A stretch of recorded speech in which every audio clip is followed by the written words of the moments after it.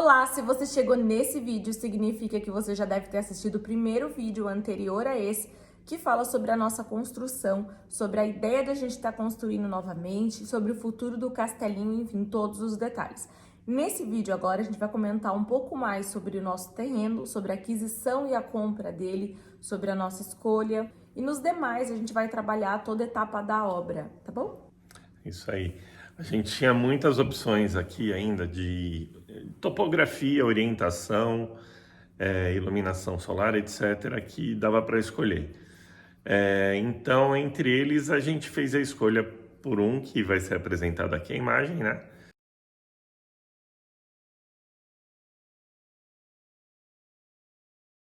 Já é nosso. A gente comprou tudo certinho, com documentação, tudo em ordem. E essa ideia da documentação, gente, quando a gente fala em ordem, é porque existe várias coisas que você pode entrar e entrar numa roubada. Por exemplo, você comprar um terreno, só um exemplo, tá? Um terreno que ele está para ser dividido ainda de partilha de bens. Por exemplo, alguém da família morreu e aí ele tá na documentação para poder fazer a venda. E às vezes alguém da família decide que não vai vender. Você entendeu? Então aí pode criar uma burocracia muito grande. Então, todas essas questões a gente vai pontuando dentro do nosso curso. Mas assim, a gente sabe que o nosso terreno estava dentro de tudo que a gente já tinha avaliado, e aí sim a gente entrou com a proposta para compra e aquisição. Mas isso não depende só da família, depende de vários outros fatores, questões de prefeitura, questões de marinha, enfim. Então, para não ficar muito chato esse vídeo, a gente vai detalhar lá no curso. A gente sabe que quem estiver no curso são pessoas que já estão com a intenção realmente de construir. Verdade. Né? Em cima disso, a gente já fez nossas escolhas, a gente vai apresentar todo o detalhamento de como vamos desenvolver essa obra para vocês aqui. Visualmente, vocês vão saber tudo que está sendo feito. Dando uma ideia para vocês de como que é esse terreno que vocês acabaram de visualizar aqui no vídeo, né? Esse terreno, ele se localiza dentro do nosso condomínio, onde a gente já mora. E, assim, aqui é uma região que tem muitos condomínios. A gente não consegue colocar para vocês quantos condomínios existem, a não ser que eu peça isso para a prefeitura, porque existe, de fato, muitos. Existem condomínios aqui de chacrinha, existem condomínios de casa, existem condomínios... Eu só vou dizer para vocês que predial a gente ainda não conhece, porque aqui é uma cidade muito ampla, ela é muito larga em terras, ainda tem muitas fazendas. Então a gente imagina que para chegar à situação que chegou São Paulo de ter mais prédio do que casa ou fazenda ou terrenos, enfim, aqui ainda vai demorar um pouquinho, né, Lá? Verdade. A gente conhece, assim, uns 2 condomínios de casas geminadas, que é um bloco, né? Quase um prédio, mas não chega a ser totalmente vertical, é horizontal, no máximo sobrados geminados, com a garagem embaixo e tudo. Tem alguns aqui, mas a maior parte ainda tem muito terreno, o terreno aqui ainda tem um valor muito favorável. Então, Sim. assim, nós temos muitos aqui, muitas opções ainda. E a ideia de continuar no nosso condomínio é justamente por a gente já ter vivenciado aqui, morando aqui, saber como são as pessoas daqui, porque, gente, tem condomínios aqui muito próximos a nós, que as casas são de 5 milhões, né? Então parece um absurdo falar isso, mas a gente sabe até que tem casas que são muito mais valorizadas. Mas a ideia é para mostrar para vocês, assim, que se a gente fosse fazer uma construção num terreno desse, num condomínio desse, a gente já começa a pensar que se for para vender, a gente já começa a fazer um funil de um comprador. Porque hoje em dia, mesmo a gente trabalhando, economizando, fazendo todas as nossas finanças, como vocês sabem que nós fazemos, ficaria inviável manter uma casa de 5 milhões hoje em dia. Por conta de manutenção, por mão de obra de limpeza, por demais fatores, né? Inclusive pagar um condomínio, porque o condomínio lá também é muito mais caro. Então a gente viu aqui que o condomínio em si é muito bom, as pessoas que moram aqui se apoiam muito, então era um lugar realmente pra gente poder estar ali construindo. Tem uma cidade muito próxima nossa, que é Sorocaba, que é uma cidade maior, né, que é muito mais desenvolvida do que Araçoiaba, porém lá os condomínios já são com terrenos menores. Não quer dizer que são pequenos, mas eles são menores, porque aqui a gente tá vendo numa visão de 1.000 metros quadrados. Aqui a nossa distância de Sorocaba, da margem de Sorocaba, está a 3 quilômetros, então a gente está bem na divisa. E nós estamos mais próximos ao centro de Sorocaba do que alguns bairros mais remotos da própria cidade. Então a gente chega no centro de Sorocaba daqui em 15 minutos, no máximo. Sim, e o legal aqui é o acesso. A gente tem acesso via Raposo Tavares e via bairro.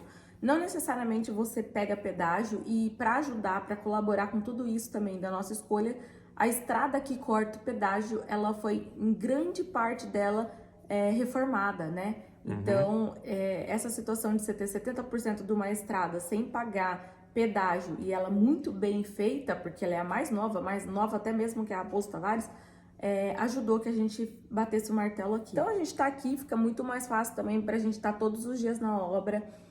Se faltar um prego, a gente consegue estar lá, e se faltar um caminhão de concreto, a gente tá ali, né? Independente da quantidade de material ou do tipo de serviço, a gente consegue estar por perto. Estamos acompanhando todo dia, damos um pulinho lá, damos um oi pro pessoal, pra turminha que trabalha, damos uma motivação neles, é sempre legal, sabe? Aí você dá um apelido pros caras, os caras te dão um apelido, você tem que aguentar. Mas é bem legal. Mas acaba sendo divertido, gente. Isso. Então, para falar melhor do nosso terreno, ele tem mais de 1.000 metros quadrados. Esse daqui que vocês conhecem, ele tem quase 1.000 metros quadrados, e de lá é maior que esse aqui, né? Isso, ele tem privativos, que é do poste para dentro, 970. Mas tem uma área que é do poste até o fim da calçada, que dá mais uns quase 100 metros, então ele passa dos 1.000 metros. E quando a gente fala sobre área privativa e área total, área construída, a gente vai detalhar tudo isso para vocês, porque pode ser que você tenha chego aqui e não conheça os nossos outros vídeos no YouTube que a gente fez na nossa primeira construção. Então a gente vai detalhar isso para ficar mais fácil para vocês. Que é instalado o posto de energia para nós. Para frente, esse intervalo é do condomínio. Por exemplo, se eles entenderem que é importante plantar um pé de amora ali, eles vão plantar e a gente não pode falar nada, entendeu? Se eles acharem que ali é importante passar uma calçada, eles vão passar uma calçada. Se ali virar uma ciclofaixa, vai virar uma ciclofaixa. É lógico que o condomínio por si só não toma conta do que ele vai fazer, né? Tudo isso é votado em assembleia, é ouvido os proprietários. Então, nós vamos saber que isso vai ocorrer. Por exemplo, se vier a ocorrer, a gente vai fazer uma ciclofaixa, a gente vai votar pelo sim ou pelo não. Mas digamos que a maioria votou que sim, então aquela parte do condomínio, eles não precisam, para nós, proprietários, e pedir isso ou não. Tipo, uma casa quer, uma casa não quer. Não, aí é decidido pela maioria e todas as casas terão. Que não é só essa questão de você perder uma área para o condomínio. É também a questão de você ter a área que você pode construir. Por quê? Porque você tem lá os seus, 970 metros quadrados, né? Dentro do nosso. Mas você pode colar o seu muro do vizinho aqui no condomínio, não. Tem as leis municipais, né, que falam sobre isso, Sim. sobre os distanciamentos necessários, a área permeável do terreno. E se vocês quiserem consultar isso da prefeitura, porque varia de prefeitura para prefeitura, concordam? Então, aí você tem que pedir o plano diretor de cada cidade. Então, por exemplo, a gente tem o plano diretor de Araçoiaba. Se a gente fosse construir em Sorocaba, aí também tem o plano diretor de Sorocaba. Então, depende do município onde você está comprando o seu terreno. Isso. E geralmente o site do município te fornece isso, tá? Você não precisa ir lá pedir nada. Você entra no site, ele te fala qual é a lei de zoneamento. Às vezes tem diferenciação por bairro também, o tipo de... Então você descobre, eu estou querendo construir aqui esse tipo de coisa. Aqui você não pode fazer 2 andares. Então tem todas as regras. Eu posso fazer 2, não posso chegar a 5. Exatamente. Então você já pauta por aí o que você tem interesse de fazer. Eu quero fazer comercial, mas não pode, porque aqui é só residencial e tudo. Então é uma coisa importantíssima a se informar, né? Sim, e tem prefeitura, inclusive, que coloca lá para você a metragem que você precisa de aprovação. Por exemplo, aqui em Araçoiaba, na verdade Araçoiaba eu não sei dizer, mas em Sorocaba, vou colocar uma cidade que eu conheço. Em Sorocaba, na diretriz de Sorocaba, se você for fazer uma casa até 80 metros, você não precisa de um engenheiro, você não precisa de um arquiteto. Você pode conversar com um técnico de construção civil e ele fazendo a planta da sua casa já vale, eles aceitam, sendo 80 metros quadrados. Em algumas cidades, eles nem pedem 80 metros, às vezes até um pouquinho mais eles aceitam, um pouquinho menos. Então, por isso que a gente está falando que é interessante vocês consultarem essa diretriz da própria cidade. Viemos no condomínio, apresentamos o projeto, apresentamos na prefeitura, tivemos aprovação na prefeitura. Com essa aprovação, a gente pode trabalhar dentro, inclusive tendo um responsável técnico que tem que estar acompanhando tudo. E ao final, a gente apresenta tudo lá para obter a documentação, né? Isso mesmo. E a gente vai detalhar isso mais no curso, sim, né? Falar gente, com mais... Cada passo aqui a gente pretende mostrar para vocês, tá? Inclusive, colocando essa situação, como é condomínio, além das regras da prefeitura, a gente também tá dentro das regras do condomínio. E ela faz a planta em cima do que é estabelecido. Porém, às vezes ela pode fazer a planta e ter alguma coisinha ainda que tá descasado do que tá dentro das regras. Então, é legal isso também, você, às vezes, contratar um engenheiro que esteja nos arredores, não que você não possa contratar de outro município ou de outro estado, mas aqui, por exemplo, a nossa, ela já tem todas as ideias da Prefeitura de Araçoiaba. Tá familiarizada com os prazos, Com as regras, tudo isso, né? Então, talvez isso seja um pouquinho diferencial, não muda muito, porque como todo arquiteto e todo engenheiro passa na faculdade e aprende isso, gente, acho assim, né? Ele é capaz. A questão só que a gente dá essa dica porque às vezes fica mais facilitado, né, lá? Sim, sem dúvida. Alguém de perto vai saber melhor da terra ali. Análise de solo a 7 metros. Se é Araçoiaba, nesse condomínio, geralmente é 7 metros. Aí ela vem aqui, nessa topografia eu fiz 3 casas nessa mesma rua, deu em 5 metros. Então, assim, você fica assim, assustada. E vai ver, bate mesmo, confere com o que ela falou. Então, isso é bem interessante. Se a gente pegasse, por exemplo, alguém do Sul, né, algum profissional do Sul, ele é tão capacitado quanto a nossa engenheira, mas ele talvez não tenha a ideia do solo daqui, por exemplo, né? Ou da prefeitura, enfim.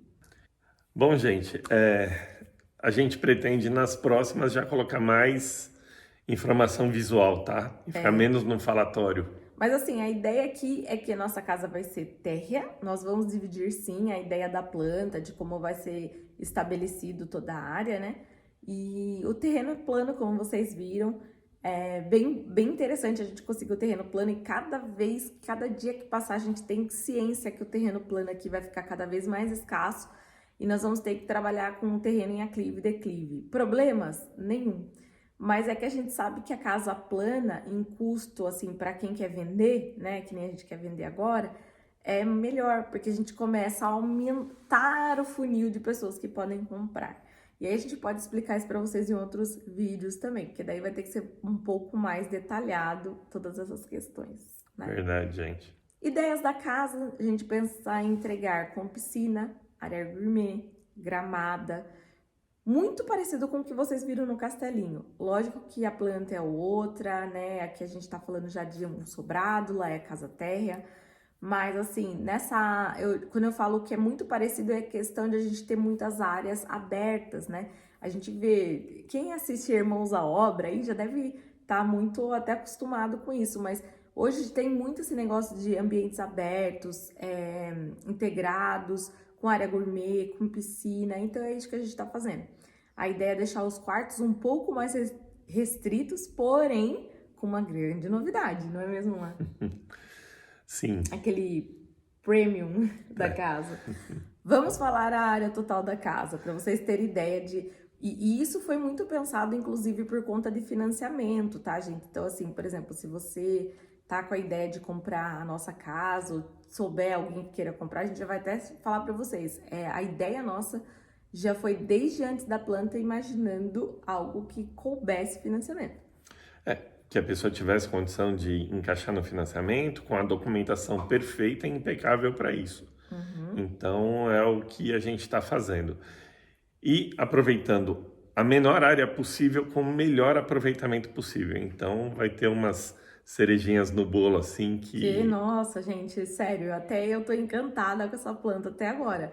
Dessa vez, o processo está sendo muito rápido, como eu disse para vocês, a ideia da casa pronta era 10 meses. E a gente já tem um tempo aí que a gente já andou, que a gente vai mostrar nos próximos vídeos para vocês. Mas até agora a planta não saiu da minha cabeça. Eu acordo pensando nela e pensando, meu Deus, como a gente acertou.